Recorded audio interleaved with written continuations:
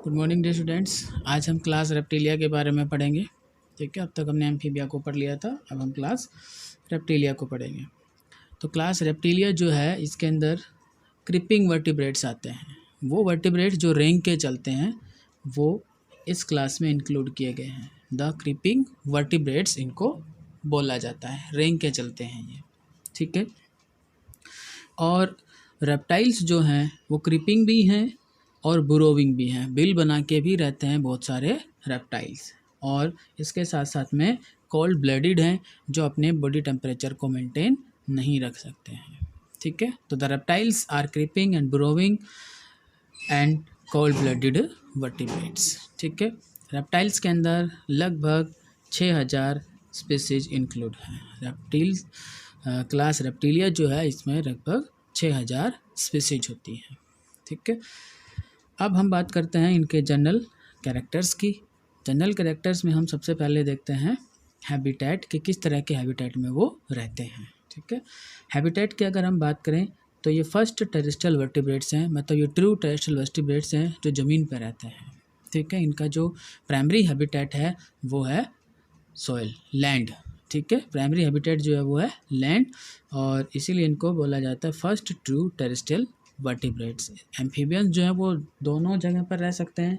ठीक है, डोमिनेट करते हैं दोनों जगह, लेकिन ये जो है वो ज़मीन पर डोमिनेट करेंगे। और वर्टिब्रेट्स जो रेप्टाइल्स होंगे वो लगभग हर तरह के एनवायरनमेंट में मिलते हैं, हर जगह पर मिल जाते हैं। लेकिन कोल्ड जो रीजन्स हैं, ठीक है, कोल्ड जो रीजन्स हैं वहाँ पर रेप्टाइल्स जो हैं वो नहीं होते हैं। ठीक है, जैसे कि अंटार्कटिका जो रीजन है, जैसे अंटार्कटिका वाला रीजन है, वहाँ आपको कोई भी रेप्टाइल नहीं मिलेगा, क्योंकि वो बहुत कोल्ड है और इतने कोल्ड कंडीशन में ये अपने आप को मेंटेन नहीं रख सकते हैं। इनका बॉडी टेम्परेचर इतना मेंटेन नहीं रह पाएगा। ठीक है, इसके अलावा कुछ जो है वो सेकेंडरी एक्वेटिक भी है। सेकेंडरी एक्वेटिक जैसे कि क्रोकोडाइल्स जो हैं पानी में रहते हैं, गैविल्स हैं, घड़ियाल हैं, ठीक है, और एलिगेटर हैं, ये सब पानी में भी रहते हैं। ठीक है, इसलिए इनको कुछ एक को सेकेंडरी एक्वेटिक भी कहा जाता है। सेकेंडरी एक्वेटिक भी हैं कुछ एक। इसके बाद बेटा बॉडी फॉर्म की बात आती है कि बॉडी फॉर्म कैसी है इनकी। बॉडी फॉर्म की अगर हम बात करें तो इनकी बॉडी जो है वो 4 पार्ट्स में डिविजिबल है, 4 पार्ट में डिवाइडेड है, 4 रीजन्स में डिवाइडेड है इनकी बॉडी। और वो जो 4 रीजन्स हैं उनके अंदर एक head, neck, trunk and tail. ठीक है, तो बॉडी के 4 रीजन हैं, head, neck, trunk and tail.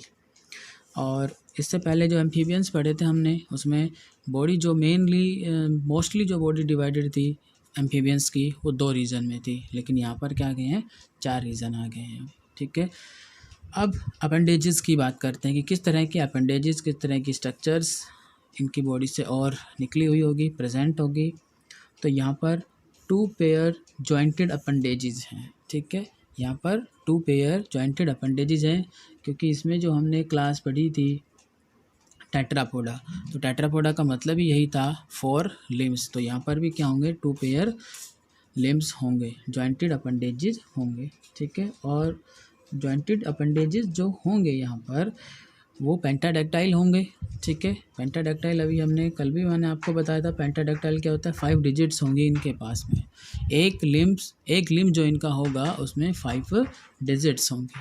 ठीक है, और डिजिट जो एंड करेंगी उसमें लास्ट में क्लास आ जाते हैं, नाखून जो हैं पंजे बन जाते हैं उनके। ठीक है, डिजिट्स क्या होते हैं, उन पे क्लास होते हैं और वो पंजे बन जाते हैं। ठीक है, लेकिन इससे पहले एम्फीबियंस जो थे उसमें ऐसे क्लास, नेल्स या हूफ्स जो हैं वो नहीं थे। ठीक है, ये क्लास जो हैं, इनकी पंजा जो है इनका हेल्प करता है कि दीवार पे चढ़ने में या अपने जो सरफेस है उसको टाइटली अटैच करने में, उसके साथ में और अपनी जो पकड़ है उसको मजबूत बनाने के लिए इनके पास ये क्लास होते हैं, ताकि ये किसी सरफेस पे ऊपर चढ़ सकें। दीवार जैसे है, वॉल जैसे है, या जो ट्रीज़ हैं उनके ऊपर भी ये चढ़ सकें आसानी से। ठीक है, और लेकिन एक ग्रुप है रेप्टाइल्स के अंदर ही जिनके अंदर लिम्स नहीं होते हैं। तो जो स्नेक्स हैं उनके पास लिम्स नहीं होते हैं। ठीक है, limbs are absent in snacks.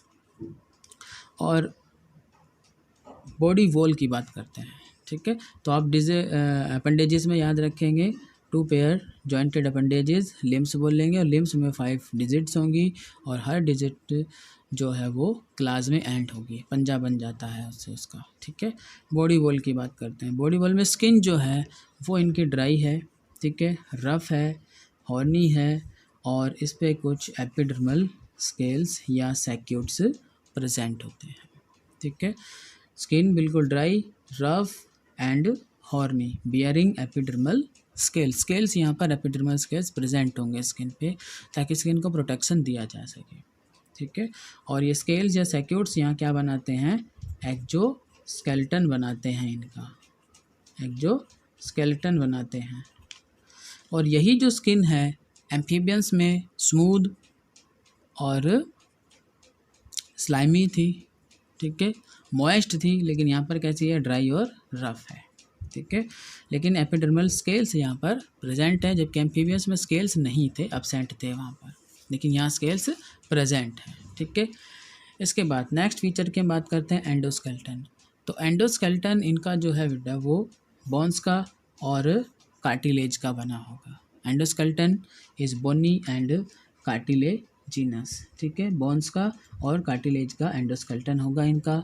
School जो है यहाँ पर वो मोनोकोंडाइलिक है, जबकि एम्फीबियंस में हमने पढ़ा था कि स्कल कैसा है, डाइकोंडाइलिक है। वहाँ एम्फीबियंस में 2 ऑक्सीपिटल कॉन्डाइल हैं, यहाँ पर जो है वो सिंगल ऑक्सीपिटल कॉन्डाइल है, सिंगल ऑक्सीपिटल कॉन्डाइल यहाँ प्रेजेंट है इसमें, ठीक है। इसके बाद रिब्स और स्टर्नम्स यहाँ प्रेजेंट हो जाते हैं, ठीक है। स्टर्नम एक फ्लैट बोन है जिसके साथ में ये रिब्स जो है अटैच रहते हैं, जैसे ह्यूमन बीइंग में चेस्ट जो है उसके फ्रंट में जो बोन है, फ्लैट बोन जिसके साथ में रिब्स अटैच है, उसको हम क्या बोलते हैं, स्टर्नम बोलते हैं। तो ये स्टर्नम यहाँ पर प्रेजेंट आ जाती है, ठीक है। फिर इसके बाद इनका एक कैरेक्टरिस्टिक और होता है भाई, मोल्टिंग। मोल्टिंग वो प्रोसेस है जिसमें अपनी स्किन को सेड ऑफ कर दिया जाता है। जब पुरानी स्किन हो जाती है, स्केल्स या जो स्किन है इनकी, जब उनको शेड ऑफ कर दिया जाए, उतार दिया जाए, उस फिनोमिना को हम बोलते हैं मोल्टिंग, ठीक है। और ये मोल्टिंग जो है वो कई रेप्टाइल्स में होती है। मैनी रेप्टाइल्स जो हैं वो शेडिंग करते हैं या हम कहीं मोल्टिंग करते हैं। जैसे सांप है, स्नेक जो है वो अपनी केंचुली उतार देता है, उस केंचुली के उतारने की प्रोसेस को ही हम क्या बोलते हैं, उस फिनोमिना को ही हम क्या बोलते हैं, मोल्टिंग बोलते हैं, ठीक है। तो many reptile shed their scales as skin cast, ठीक है, अपनी स्केल्स ये को वो उतार देते हैं, अपर स्किन को उतार देते हैं, ठीक है, जिसको हम मोल्टिंग बोलते हैं। जैसे इसमें स्नेक्स हैं और जो लिजर्ड है वो है जो ऐसा करती हैं। इसके बाद बेटा डाइजेस्टिव सिस्टम की हम बात करें तो डाइजेस्टिव सिस्टम जो इनका है वो जो है जबड़ा जो है उसमें दोनों में टीथ हैं, अपर जो और लोअर जो, ठीक है, और दोनों जो हैं उसमें टीथ होते हैं। टीथ जो हैं यहाँ पर एक्रोडोंट भी हो सकते हैं, ठीक है, किसी में प्लूरोडोंट भी हैं और किसी के अंदर थिकोडोंट भी हैं। टीथ के तीनों टाइप यहाँ रेप्टाइल्स में मिल जाते हैं। थिकोडोंट टीथ जो हैं वो जैसे क्रोकोडाइल है, क्रोकोडाइल, ठीक है, इसके अंदर थिकोडोंट टीथ होंगे। बाकी कुछ ऐसे स्नेक्स और ऐसे जो होंगे उनमें प्लूरोडोंट भी होंगे, ठीक है। तो टीथ के तीनों टाइप हो सकते हैं, यहाँ एक्रोडोंट भी हो सकते हैं, प्लूरोडोंट भी हो सकते हैं और थिकोडोंट भी हो सकते हैं, ठीक है। Teeth are absent in turtles. Turtles जो हैं उनके अंदर टीथ नहीं होते हैं, ठीक है, ये आपको याद रखना है, teeth are absent in turtles. और एलिमेंट्री कैनाल जो इनकी है वो क्लोएका में ओपन होती है, मतलब यहाँ पर भी क्लोएका है, एनस नहीं है, ठीक है, यहाँ पर भी क्या है, क्लोएका है, एनस नहीं होता है इनके अंदर, ठीक। तो अब डाइजेशन जो यहाँ पर होगा वो कैसा होगा, एक्स्ट्रा सेलुलर डाइजेशन होगा। डाइजेशन इज एक्स्ट्रा सेलुलर, ठीक है, डाइजेशन कैसा है, एक्स्ट्रा सेलुलर है, सेल के बाहर डाइजेस्टिव ट्रैक्ट के अंदर फूड का डाइजेशन होगा, ठीक है। इसके बाद नेक्स्ट फीचर जो है वो हम सर्कुलेटरी सिस्टम देखते हैं। सर्कुलेटरी सिस्टम में हार्ट जो है इनका 3 चैम्बर्ड है, ठीक है, या हम इसको पार्सली 4 चैम्बर्ड बोलते हैं, क्योंकि वेंट्रिकल जो है उसमें अभी सेप्टम जो है वो कंप्लीट नहीं बना है। फॉल्स अभी सेप्टम रह गया है वहाँ, मतलब कंप्लीट सेप्टम अभी नहीं बना है वेंट्रिकल के बीच में जिससे उसके 2 चैम्बर बन सकें, इनकम्प्लीट है अभी, इसलिए हम इसको पार्शियली 4 चैम्बर भी बोल देते हैं, लेकिन 3 चैम्बर्ड हार्ट होता है इनका, ठीक है। और इसके अलावा लेकिन जो क्रोकोडाइल है उसमें क्या होता है, 4 चैम्बर्ड हार्ट होता है। क्रोकोडाइल में कैसा होता है, 4 चैम्बर्ड हार्ट होता है, ठीक है। अब देखिए यहाँ से 4 चैम्बर हार्ट की शुरुआत हो गई है रेप्टाइल्स में 4 चैम्बर हार्ट आ गया है, ठीक है। अब आगे जो फाइलम होंगे, आगे जो क्लास होंगी, जैसे क्लास एवीज है, ठीक है, और जो ये मैमल्स आएंगे आगे, इनके अंदर सभी के अंदर क्या होगा, 4 चैम्बर हार्ट हो जाएगा, ठीक है। तो क्रोकोडाइल में 4 चैम्बर है, बाकी जो रेप्टाइल्स हैं उनके अंदर 3 चैम्बर है या पार्सली 4 चैम्बर है।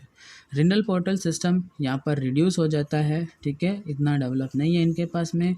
बाकी जो दूसरे पोर्टल सिस्टम है वो प्रेजेंट होते हैं, ठीक है। दूसरे पोर्टल सिस्टम के अंदर जैसा हेपेटिक पोर्टल सिस्टम और हाइपोफाइजल पोर्टल सिस्टम यहाँ प्रेजेंट होंगे, लेकिन जो रिनल पोर्टल सिस्टम है वो रिड्यूस हो जाता है, ठीक है।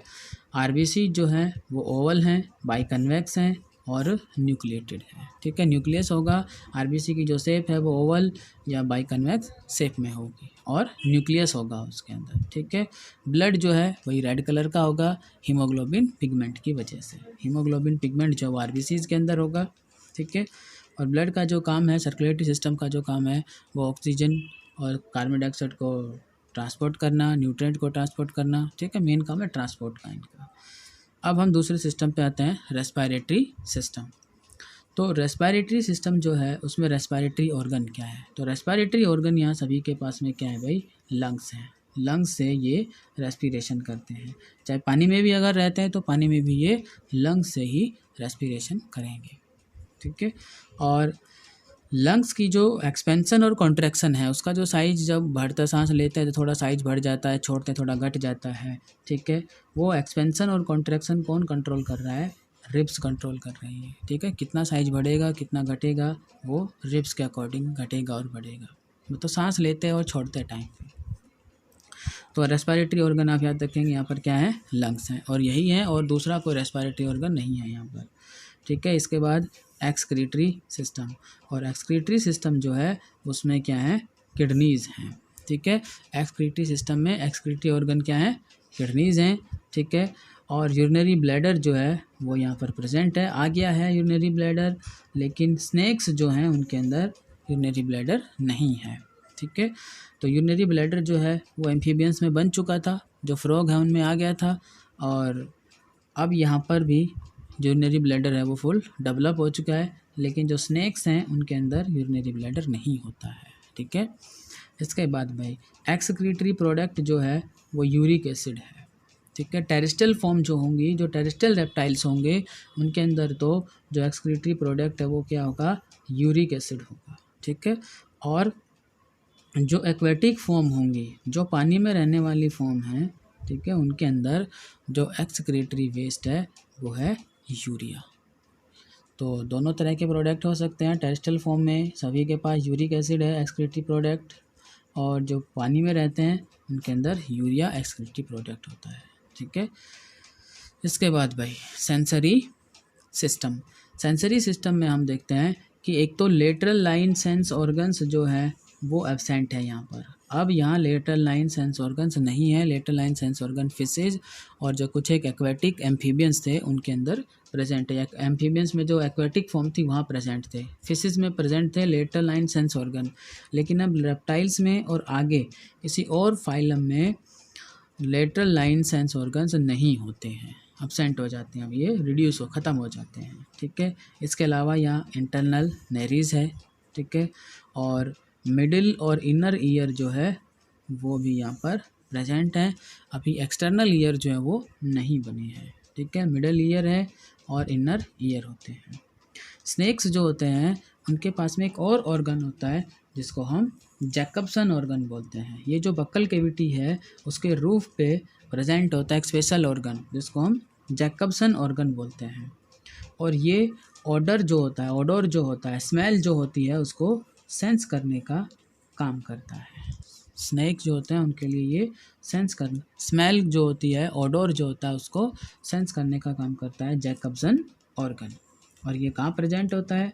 बक्कल कैविटी की जो रूफ है वहाँ प्रेजेंट होता है ये ऑर्गन। ठीक है भाई। इसके बाद बेटा next nervous system. Nervous system यहाँ पर वेल डेवलप्ड है, एम्फीबियन से ज़्यादा डेवलप्ड नर्वस सिस्टम होता है इनका। और नर्वस सिस्टम में जो क्रेनियल नर्व्स हैं वो हैं 12 पेयर। कुछ एक को छोड़ के जो क्रेनियल नर्व्स हैं वो हैं 12 पेयर। ठीक है। और इसके बाद रिप्रोडक्टिव सिस्टम।